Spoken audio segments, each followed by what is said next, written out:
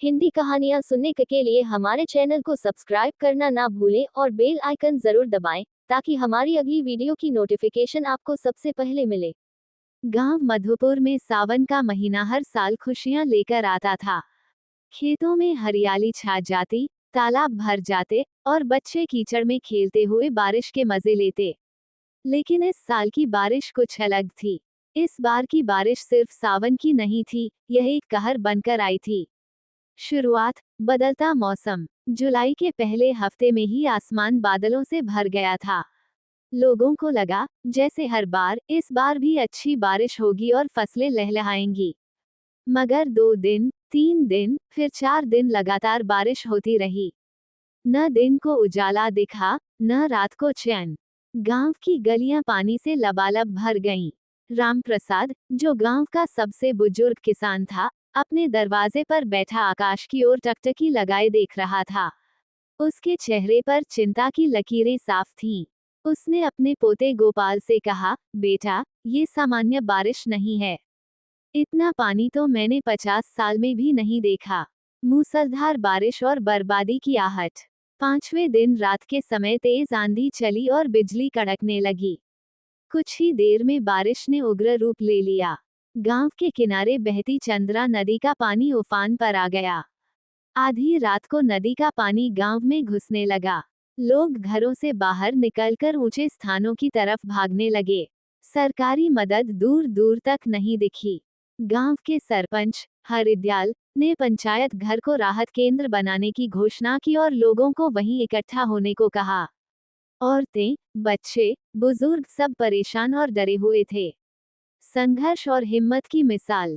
एक और गोपाल और उसका दोस्त अर्जुन गांव के लोगों की मदद कर रहे थे। किसी का सामान उठाकर ला रहे थे, किसी की गाय को पानी से निकाल रहे थे। अर्जुन की मां बीमार थी, लेकिन उसने सब कुछ छोड़कर लोगों की सेवा की। वहीं दूसरी तरफ, गांव की बहू सुनीता ने अपने छोटे से घर को शरण स्थल बना लिया।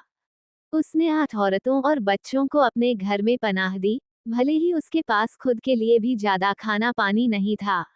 बारिश थमने का नाम नहीं ले रही थी। 7वां दिन आ गया था। खेत जलमग्न हो चुके थे, कच्चे मकान गिरने लगे थे और बिजली 3 दिन से गायब थी। एक दर्दनाक हादसा। 8वें दिन की रात को एक दर्दनाक खबर आई। गांव के किनारे वाले टोले में एक मिट्टी का मकान गिर गया, जिसमें एक मां और उसका बच्चा दब गए।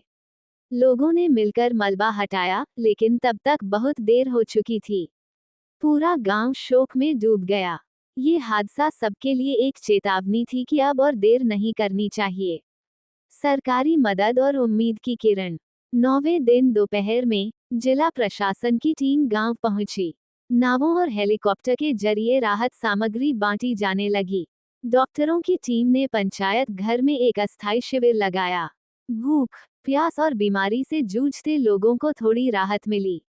गांव के स्कूल को अस्थायी राहत केंद्र बना दिया गया। सरकार ने अगले हफ्ते के लिए खाने के पैकेट, दवाइयां और कपड़े भेजे। गोपाल और अर्जुन को उनके साहस के लिए जिलाधिकारी ने सम्मानित किया। बारिश का असर और बदलाव की शुरुआत। लगभग 12 दिनों बाद बारिश थमी। आसमान साफ हुआ, लेकिन गांव की जिंदगी बदल चुकी थी। खेतों की फसलें बर्बाद हो चुकी थीं। कई लोगों के घर टूट चुके थे। जानवर बह गए थे, लेकिन इस आपदा ने गांव को एकता का पाठ सिखा दिया था। लोगों ने मिलकर एक दूसरे की मदद की। सुनीता जैसी महिलाओं ने दिखा दिया कि सच्चा साहस संकट में सामने आता है।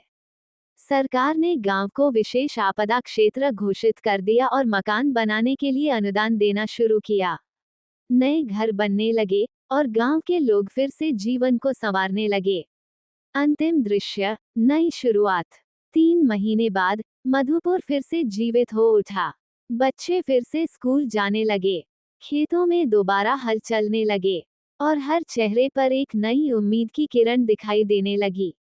रामप्रसाद अब भी हर शाम अपनी चौखट पर बैठा आसमान देखता है, लेकिन अब डर के साथ नहीं, बल्कि विश्वास के साथ।